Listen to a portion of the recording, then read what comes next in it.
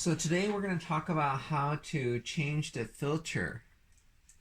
So after a few months, depending on how hard you use it, the filter may need to be replaced. So some filters, it's pretty easy to tell that they're dirty, but just because they're dirty doesn't actually mean that they need to be replaced. The thing with HEPA filters is the dirtier they get, the better they are at filtering. It's just that at some point in time the fan can't pull enough air, and that'd be a bad thing. So this, depending on, you might have a different model, but they look like different things. But all you need is one screwdriver. You don't have to have a fancy screwdriver. These are Phillips heads, and they're all pretty much the same in terms of the head size. They have quite a little bit of leeway in terms of how big or small.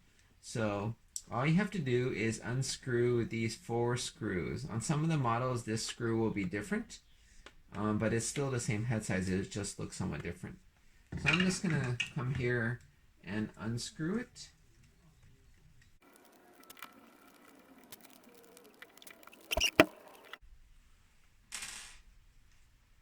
Okay, so after you've unscrewed it, you just take off the top. It'll come off.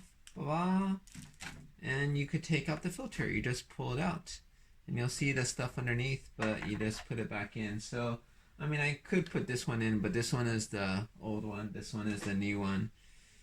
So yeah, you just squeeze it back in. So it's nice and tight. Put your top, and then put the screws in. And then you'll be done.